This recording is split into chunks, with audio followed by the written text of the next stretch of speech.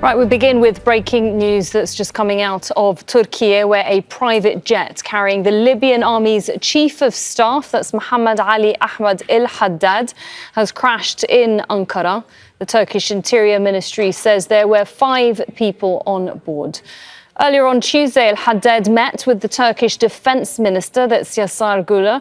The two discussed military coordination and training agreements, and his private Falcon 50 private jet was heading to the Libyan capital. That's Tripoli. What you're looking at right now are live pictures. That's from Ankara. That seems to be what we think is the location of where that crash has happened. Of course, we're still getting some of that information that's still coming through. And for that, we have Rasul Serdar with us here on set, our senior correspondent. Rasul, you've been perhaps in touch with some of your contacts in Turkey. What are you finding out in terms of what's been happening? So for now, it's officially confirmed that the aircraft, it was a private aircraft that is crashed, and the chief of staff, Libyan chief of staff, was on board with 4 other passengers, and the security forces have already reached the wreckages of the aircraft. But what is not confirmed yet, whether they are dead or alive or injured, we do not know that yet. They haven't been able to identify that. So simply the explanation that is coming from the Ministry of Interior is the Turkish Ministry of Interior is saying that the contact was lost at 8:52 p.m. local time with a Falcon 50 business jet, and which had departed from Ankara Esenboğa Airport, which is the main airport in the Turkish capital. And then it was en route to Tripoli. An emergency landing alert was received from that business jet in the vicinity of Haymana, which is a town in Ankara. However, subsequent attempts to re-establish contact with the plane were unsuccessful. There were 5 passengers, including the chief of staff, on that. And according to the initial informations, the officials are saying that the jet that was carrying the general staff, Libyan general staff, suffered from an electrical failure and technical failure shortly after taking off from Esenboğa Airport, and the crew issued a mayday call and began turning back to the airport. While turning back to the airport, so the aircraft was preparing for an emergency landing, and it started dumping fuel. And authorities are also saying that it's not determined yet whether the explosion has happened in mid-air or whether that happened Rasul, when it I'm going to have to interrupt you there because we do have Malik Trainer who's on the phone for us now from Tripoli. Malik, have you had any official information where you are on this latest crash? Well, the Prime Minister of the internationally recognized government in Tripoli has just posted saying that he mourns the loss of General Mohammed Ali Ahmed, the chief of staff of the military. He said this is a big loss to the Libyan military institution. And I have to say there, I knew General Mohammed personally. He was a career military man, someone that everybody respected, and he went by the book. Even with my personal relationship with him, he would refuse to talk to me because I was a journalist. He would say I would have to go through official channels and get letters from the Ministry of Defense for him to get permission to talk to me. So he was someone that people here in Western Libya really respected, someone who always went, with the law, with the rules, and he didn't take any, he wouldn't side with, militias, no matter how powerful they were. So it is a huge loss, really, to the Libyan military institution. But yes, we've just received confirmation. Prime Minister Abdul Hamid Dbeibah has mourned the loss of General Mohammed Ali Ahmed in this plane crash in Turkey. Right, and clearly you were saying that you knew him personally, and this is a very well respected man. How long had he been in that role and in the military? Well, he's been in the military for decades. In 2011, in the uprising that toppled Muammar Gaddafi, he was a prominent figure that went on the side of the rebels. He helped in the revolution that toppled Muammar Gaddafi. So he's been chief of staff since 2021, I believe. But he was always a senior official in the Libyan military. Look, I mean, I think now, people are looking, what's going to happen? Who can replace him? Because, if you don't know, Libya has been extremely divided for more than a decade. We have the internationally recognized government in Western Libya, but we have warlord Khalifa Haftar, who controls eastern Libya. Mohammed Ali Ahmed in the West has been a figure that has brought people together, that has tried to institute some sort of central military or some kind of institution. So I think people now are it's such a huge loss for people here. I think now people are thinking, who can replace him? Because he was such a solid, such a big figure that people respected. So just a huge loss for the military institutions here in Libya. Right. And Malik, you said he's been in this role for many years, of course. Can you please remind our viewers back in 2011 what happened exactly for him to step up to that role of Chief of Staff? Well, there was obviously the revolution an armed revolution that toppled Muammar Gaddafi. The hope was that Libya was going to become a democracy. General Mohammed Ali Ahmed was someone who believed in civil rule, civilian rule. He was always talking about, the respect for civilian institutions. He respected the rule of law. The legislative, when elections took place, and we had a legislative institution that was voted into power. He had, he respected that. He was someone that really believed in democracy. Unfortunately, in 2014, 2015, we saw the rise of Khalifa Haftar in the east of Libya, who wanted to bring back sort of this, military rule in Libya. There was a division. People in the West wanted a democracy, wanted the rule of law, wanted civilian rule. In the East, Haftar began cementing his power, and we saw a division. So in the East, you had Haftar, and in the West, you had the internationally recognized government. There was Haftar tried to, in 2019, Haftar began a military operation in Tripoli to take over. That was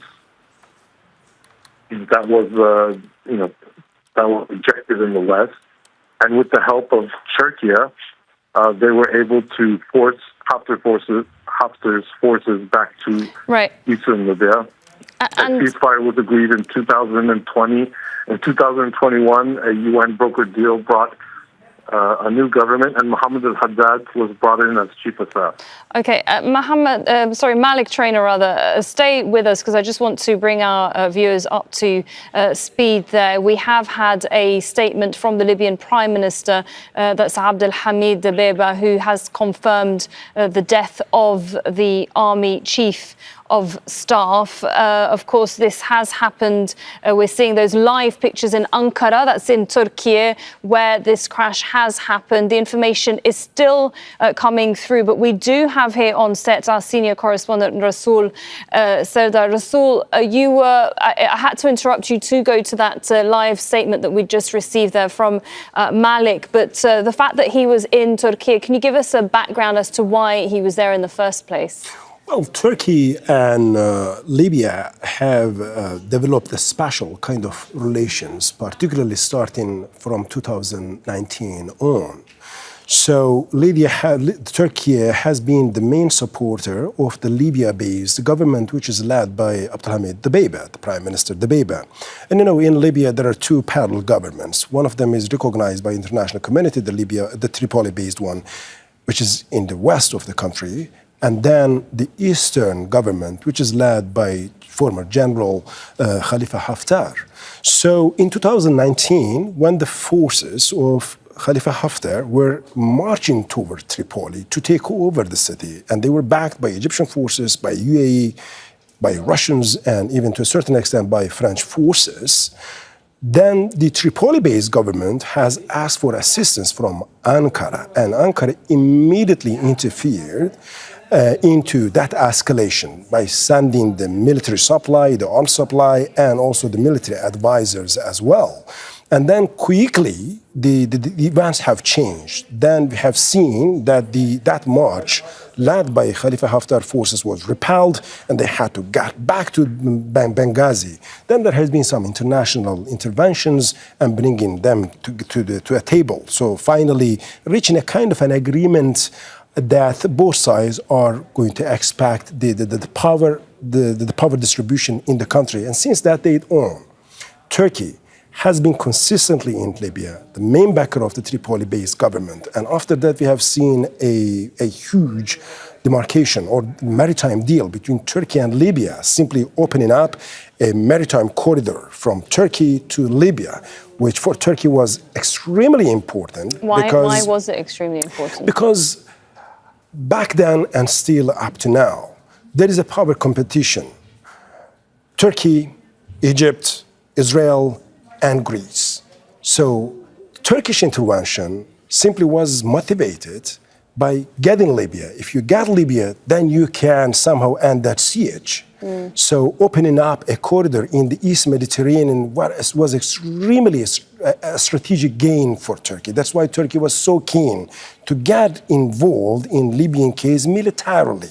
Right. So, and by having that maritime deal, now Turkey has secured its place in the East Mediterranean, and it has changed the power equation in the East Mediterranean. And since that day on, we have seen dozens and dozens of times on regular basis the Libyan political high figures, including the Prime Minister, almost on regular basis coming and visiting Ankara. And of course, Turkish officials also going to Tripoli. But also in parallel, the military officers from both sides, back and forth in Tripoli and in Ankara. So today, the chief of armed staff, the Libyan chief of armed staff, was in Ankara to discuss further cooperations. And just let's remember that this visit has just come one day after Khalifa Haftar, the leader of the Eastern-based government, signing a military deal with Pakistan worth of over $4 billion. There's so many players in this. I just want to go back to these live pictures that we're seeing. Those are live pictures from Ankara. It seems that this is a search and rescue team that have arrived at the scene, perhaps to establish what's happened exactly. And the image there of the Chief of Staff, the Libyan Chief of Staff, of course, the Libyan government that is recognised internationally. It's Tripoli-based. Rasul, you were talking about the relations between both countries. It's had cultural and historical ties between Turkey and Libya. But you highlighted something very important there, that Libya has for years had so much interference from the different countries. What was the purpose of this particular visit for the relations that they have? I think for now, at the end of the day, one thing has been clear. Since the last 2 years, normally, just before 2024, Turkey was seen and regarded, and indeed it was, the main supporter of Tripoli-based government against the Benghazi-based government led by Khalifa Haftar. However, when the flood happened in eastern Libya, then Turkey has conducted a humanitarian diplomacy, and that opened up the way of the contacts with Khalifa Haftar as well. And since then, we have seen several times Khalifa Haftar's son, who is also regarded as chief of staff of the Eastern government, have been invited to Ankara. Now the relations are better. But at the end of the day, there is a power struggle between the Eastern and the Western government in Libya. And Turkey is still the main backer. And indeed, for many analysts, they will say, well, actually, it was Ankara who has saved Tripoli. So that special kind of relations is there. And whenever there are the agreements, particularly military agreements, between Khalifa Haftar with another country, you will see the high-level military officials of the Western government of Libya will come to Ankara and receive more supplies to balance that. As I said, this is just happening one day after Khalifa Haftar signing a deal, a military deal with Pakistan worth of $4 billion. And it is including artillery systems, but the aircrafts as well. And these are the Chinese strategic aircraft. So it's believed that the Libyan general staff, the chief of general staff, was in Ankara receiving or asking for more ammunitions and for new technical capabilities, particularly the strategic drones, to counterbalance the agreement that was signed Khalifa, the warlord yesterday. Khalifa Haftar, has so much backing. I'm just wondering whether we do have our correspondent Malik Trainer in Tripoli. Malik, we were just discussing obviously the relations between Turkey and Libya, but can you talk to us more about Mohammed al-Haddad, the chief of staff of the Libyan army, in terms of the role that he had, and what's the Libyan army like in terms of its strength, in terms of its size, especially at a time when there's so much geopolitical shifts within the region, within the Middle East? Well, look, I mean, Libya has been engulfed in violence and conflict and political divisions for more than a decade. Here in Western Libya, there are very powerful armed groups that control various pieces of land. So, I mean, Mohammed al-Haddad was someone who was rightfully appointed, a career military man that people respected. He wouldn't give in to these powerful armed groups, no matter how much power or influence they had. He was someone that went by the book. He was well respected. He wouldn't give in to the pressures that will internally, that would see, things that shouldn't happen. He was someone who, was very, very solid in terms of his belief in institutions, in civilian rule, in democracy. And as I said earlier, he was one of the first military men who went against Gaddafi and went with the people in terms of the revolution in 2011. So he was really a respected individual. Respected for his beliefs, respected for his values of democracy, of believing in the institutions of civilian rule, that he couldn't be influenced or pressured to give way to militias or powerful armed groups. So really, I mean, huge loss in terms of Western Libya. You heard of Rasul very, very, accurately describe the power struggle between East and West. But here in Western Libya, Mohammed al-Haddad was seen as a prominent figure, someone people believed in, someone people respected, that could bring, or people hoped could bring in a real military institution. Just really a huge loss for Libya and the military institution in Libya.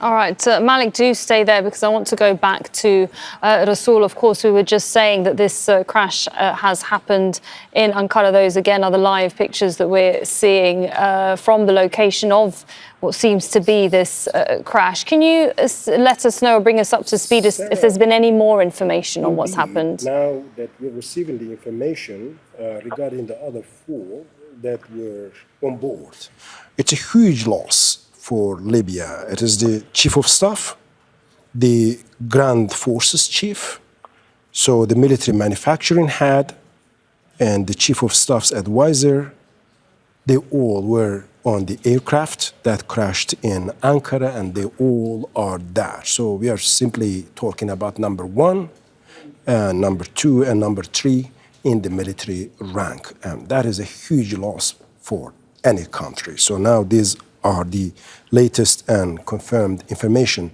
And now the Turkish officials are saying that all the indications as of now are pointing the technical failure as the cause of the plane crash. So they're not talking about any possibility. They're saying they're investigating still thoroughly, but as of now, they are not focusing on the scenario of any sabotage, but rather they're saying that all the indications are pointing out the technical failure. However, as I said, it's a huge loss for Libya because we are simply talking about number one, number two, and number three in the military rank of the country. And just remind us once again, so we know that this Libyan military team has been in Turkey. Talk us through this flight path that they were taking. Had they finished with their meetings? Were they heading home? Remind us again of what happened exactly. Today, so the chief of staff met the Turkish head of the military, and then he met the Turkish defense minister, Yaşar Güler. And after that comprehensive meeting, so these 5 passengers, they got on board on a Falcon 50 private jet and en route to Tripoli. So roughly a couple of minutes even after the takeoff, the Turkish officials have received some landing requests, but shortly after that, they lost the contact. And around 8:52 p.m. local time, the contact was completely lost despite all the attempts to reestablish the contact. And then they have seen that actually it was crashed. However, now they're saying that as there has been a technical failure, electrical failure in the electronic system of the aircraft, so the crew have made a mayday call. And after that, they try to return back to the Istanbul airport, which is the main airport in Ankara. And while turning back, they start dumping the fuel, because that is a general procedure. The reason that when the airplanes are about to crash or having technical difficulties or failures, usually they try to a little bit fly more and turning back, but not immediately landing because their depots are full of fuel. And in case of any crash, just to decrease the possibility, the fatality of the crash, they dump the fuel. That is a general procedure. But the officials are saying that it's not clear whether the explosion has happened in mid-air or whether that has happened when it went down. But for now, so what is confirmed is that it's crashed in Haymana, a town in Ankara, and all 5 passengers are confirmed that. And number one, number two, and number three in the military rank of Libya. And we actually do have Sinem Kosioglu live for us in Turkey. She's actually in Istanbul. Sinem, you are in Istanbul. Tell us more on what you have been hearing where you are.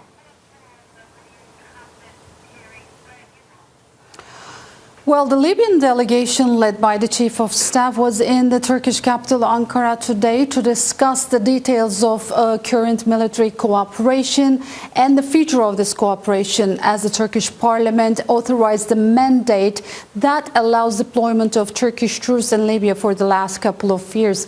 And now many experts on national TV outlets are suggesting that this may not be a coincidence, that everything is happening one after the other. But we know that after the Libyan delegation completed their talks with the high-level Turkish delegation, which was led by the Turkish Defense Minister Yaşar Güler and Turkish Chief of Staff, they were returning to their country with a private jet that was rented by the Libyan government. And as soon as the plane took off, less than 1 hour into the flight, they wanted to make an emergency landing, and after that, very quickly after that, the plane crashed, and there was an explosion according to the pictures that we have seen on the agencies so far. And as Rasul has been mentioning, that according to the reports on the media, among the 5 people, none of them are alive, and they are the top military ranking people in the Libyan government that is recognized, internationally recognized, which are not belonging to Khalifa Haftar's group. Of course, right now, as far as we know, the Ankara Metropolitan Municipality emergency teams reached out to the crash site, and now the military is dealing with the ruins of the crash, and a large investigation has been launched into the matter, and there is a coordination between the Libyan authorities and the Turkish authorities. Turkey is seriously taking care of this investigation. We are waiting to hear more from the Turkish authorities.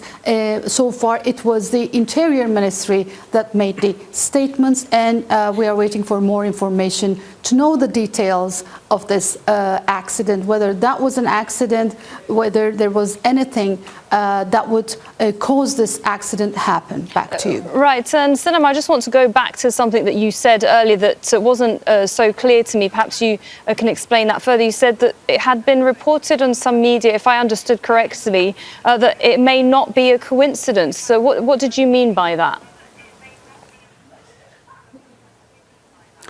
This is actually what the military experts and security experts have been discussing on the national TV outlets. And I have to remind that in countries like Turkey, especially given this geopolitical tension and Turkey's position amidst these geopolitical tensions, there are so many conspiracy theories that people voice it out loud. Of course, as my colleague on the side has mentioned, Turkey has extended the mandate of the Turkish troops deployment. Also, there was a military deal between Pakistan and Libya, which is more than $4 billion. Turkey has strong military cooperation with Pakistan. Also, just a week ago, we were hearing reports that there were commercial vessels that have been attacked in the offshores of Libya, and many are suggesting right now that Israel might be trying to give a message. But of course, these are allegations, and when these kinds of incidents happen, especially following what happened with Iran's President Ibrahim Raisi and other incidents in the recent history, which are just months or just 1 year back, many people are talking about all of the scenarios. But according to the official statements, as I mentioned, the plane, the private jet wanted to make an emergency landing due to an electrical error, and as soon as they gave this emergency signal, they crashed, and there was an explosion right after that, and there is no proof of life of any of the passengers on the plane. All right, thank you, Sinem. I'm just going to go back to Rasul Sardar. As we were hearing there, we're talking about the relationship between Turkey and Libya, with Sinem saying that Parliament has approved a 2-year extension of a military mission in Libya. Is this what happens? Is that, explain to us the process. Is it on extension? It has to be approved by Parliament. How do they go about this? This is a regular practice, in a regular procedure in Turkey. So Turkey, on annual basis, or could sometimes these bills, extension of the military deployment, being authorized. So it goes through the parliament, sometimes quarterly, sometimes for 6 months, sometimes annually, and sometimes they can give authorization to the Turkish government of deploying the troops to a third party, another country.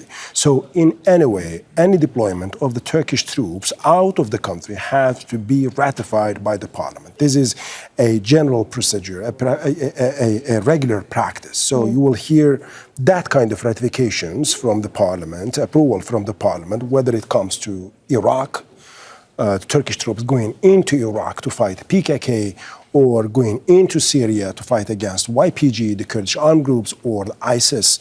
And for Libya also, that's another case. And you will see the same thing for Somalia as well, wherever a Turkish army is based. So that requires the authorization from the Turkish parliament. So this is not something that was unexpected. It's not a breakthrough. It's a regular practice. So in that capacity, what's the capacity rather of the Turkish military in Libya at the moment? What sort of presence does it have? Officially, the Turkish authorities will tell you that we have roughly around 1,500 military advisors. They are not the combatants. So it is not confirmed whether there are combatant forces or not. But we know that there are Turkish troops, Turkish military personnel in Libya, based in the vicinity of Tripoli. Turkish authorities are saying that these are the military advisors, because just let's remember now we are talking about a huge amount of Turkish military equipment being deployed to Libya since 2019 on, 6 years on. And every year you will see lots of military cargo planes back and forth between Ankara, Istanbul, and Tripoli, going and coming back. So these planes are full of troops, are full of the equipments there.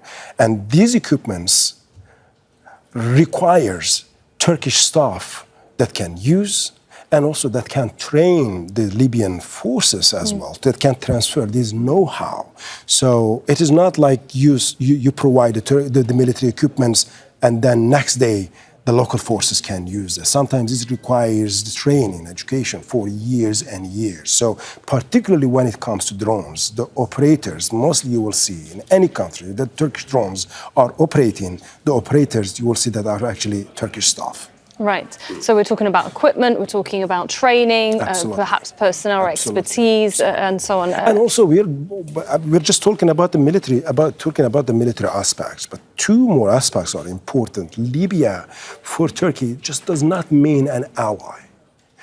It means the guarantee for Turkish strategic presence in the Eastern Mediterranean, and also securing the Turkish business interest there as well. Just let's remember, there are thousands, not hundreds, thousands of Turkish companies that are doing business worth of tens of billions of dollars now in Libya. So that's why it is not only military, it is geopolitical cooperation, and also it is a business cooperation, trade cooperation. So hold that thought, because I do want to go into that a little bit further. But let's go back to Sinem Koscioglu, who's live for us in Istanbul. Sinem, can you give us any more updates at all on what we do know in terms of this crash where the Libyan Chief of Staff, that's Mohammed Ali Ahmed, just to remind our viewers of who that is, the top man in the military and the rest of his team. Any information that you're getting at all?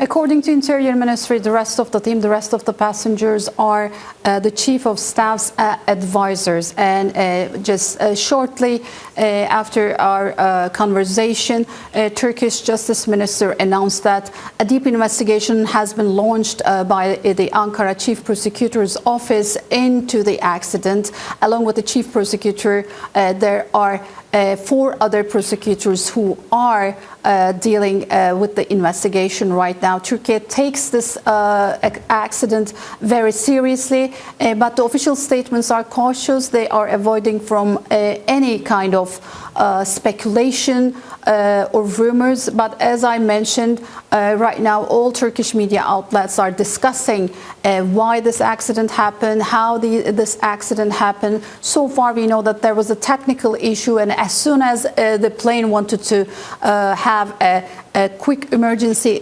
landing, the crash happened and there was an explosion afterwards, which gave no chance to any of the passengers to survive. These are what we know. We know that the military is involved in the investigation right now. They are at the crash site. After the municipality emergency teams have reached the crash site, they are trying to find the details of the accident to inform the public. But right now it is also a top story in Turkey.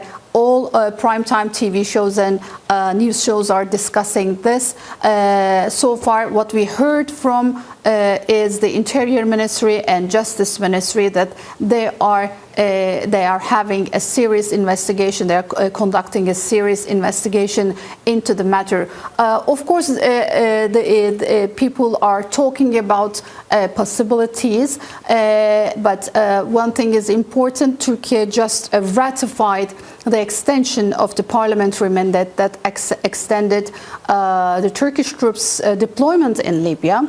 According to this mandate, as of January, as of the beginning of January, the Turkish troops are staying in Libya for 2 more years. Usually the Libya mandate is prepared for 2 years. That was a long deployment for the Turkish military, for train and equip and help the internationally recognized Libyan government and the military. Now people are curious how this cooperation will continue, what will be the details of the future cooperation, because this high-level delegation, Libyan military delegation, was in the Turkish capital today to discuss the current cooperation, the military cooperation, security cooperation, train and equip, the sales of any military product, and the future of this. That's why many are curious how this cooperation is going to be shaped, whether there will be any change or any pause in this cooperation. But of course, the details of the investigation will tell us more. Back to you.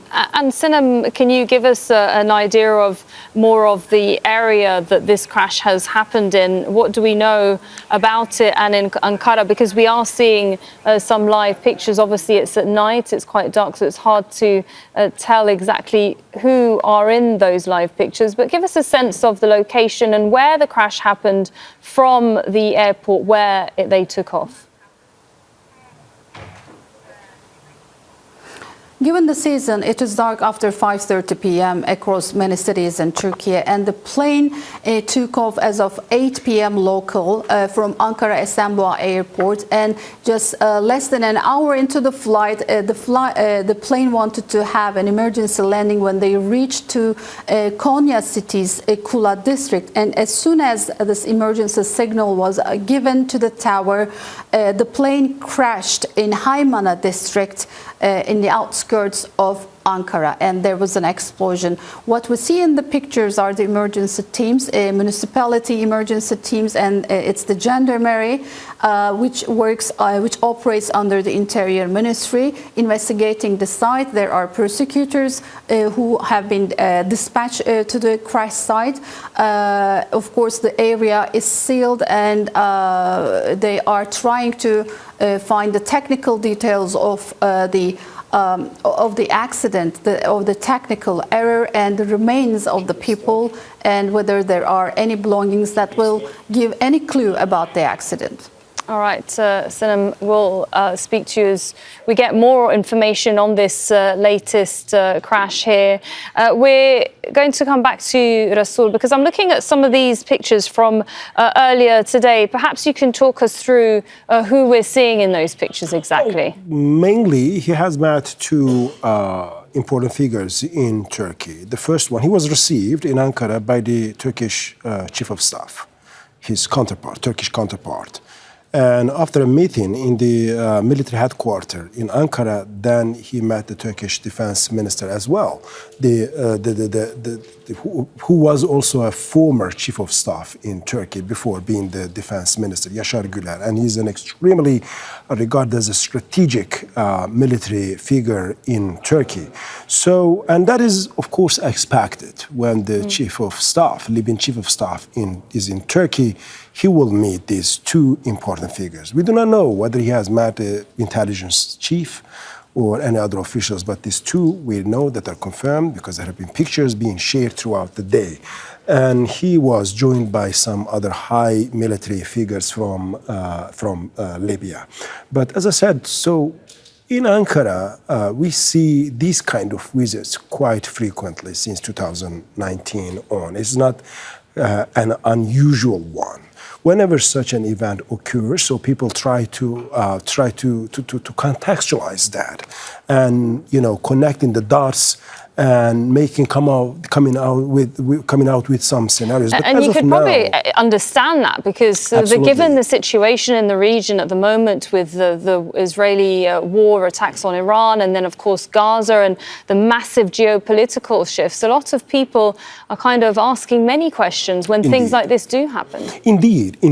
I mean, I have been referring to the special kind of relation between Turkey and Libya. That is extremely important for both countries. For Tripoli, it's a pipeline, a lifeline indeed, to survive, militarily to survive, because it has not been on good terms with some of the regional countries. We know that Egypt has grudges against Tripoli-based government, Abdul Hamid Dbeibah particularly, UAE, Russians, France, and the only country that has been there for the Tripoli-based government militarily was Turkey. So, but it is not only about Turkey and Libya. So Israel has interest in East Mediterranean. Greece has interest in the East Mediterranean. For Egypt, that is an extremely important country because it's the backyard of Egypt. I remember once when there were negotiations between Turks and Egyptians regarding finding a pathway, finding a midway actually to agree, because there was a power competition between two major countries in the region, Turkey and Egypt.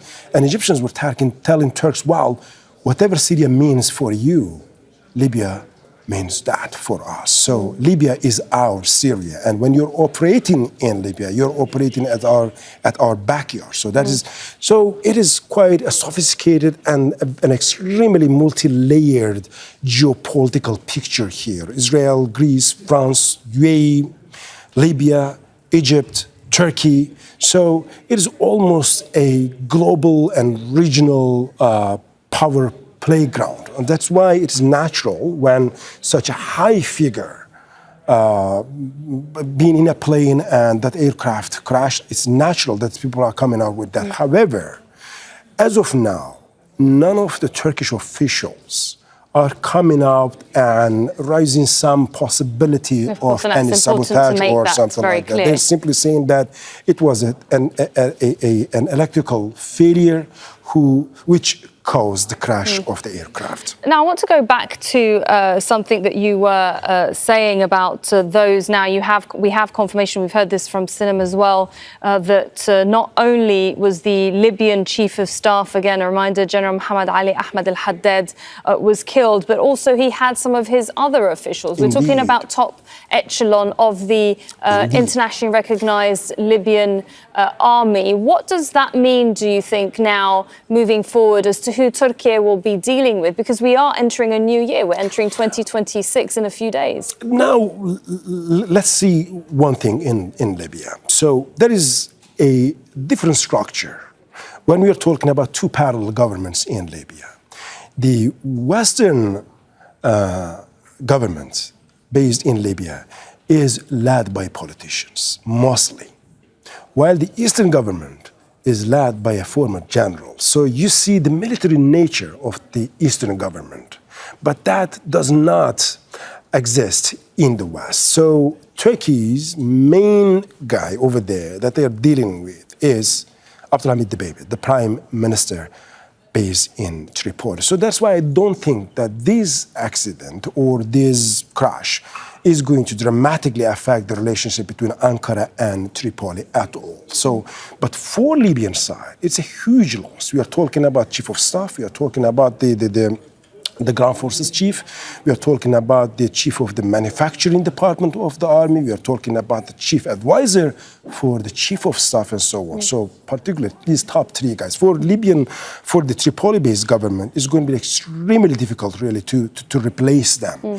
However, that is not going to create a vacuum when it comes to relations between Ankara and Tripoli, because the relations have not been beyond military relations. The relations have not been established through the militaries, but they have been established through the political figures. Right. So as long as the political figures that Ankara knows are in Tripoli and they are in power, I don't think that is going to create any kind of disturbance between the relations of Ankara and Tripoli. Right, Rasul, we have managed to establish a better connection now with Malik Trey Trainer, our reporter who's live for us in Tripoli, in Libya. Malik, the last time we spoke, we got the confirmation that the Libyan chief of staff, military chief of staff, was confirmed as killed. Have you had any more official statements since from where you are?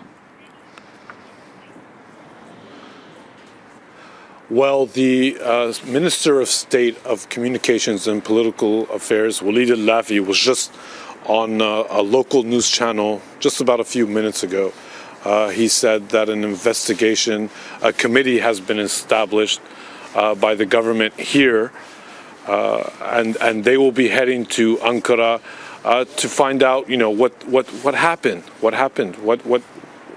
why did this plane crash, and to the procedures following that.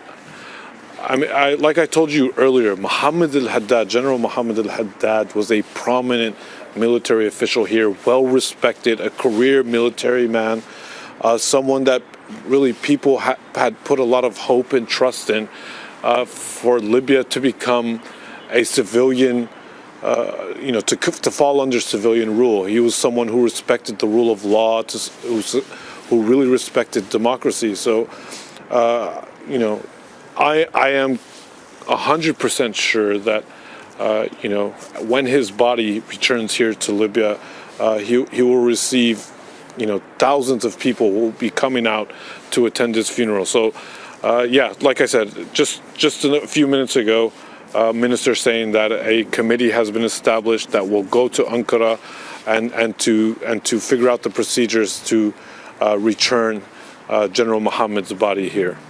Right, and Malik, you were talking about the important role that he has played, certainly since Muammar Gaddafi was gotten rid of through the 2011 uprising. But he's also had an important role when it comes to relations with foreign countries. In fact, from my understanding, and perhaps you can talk us through it, he's been on several trips meeting with different foreign military chiefs.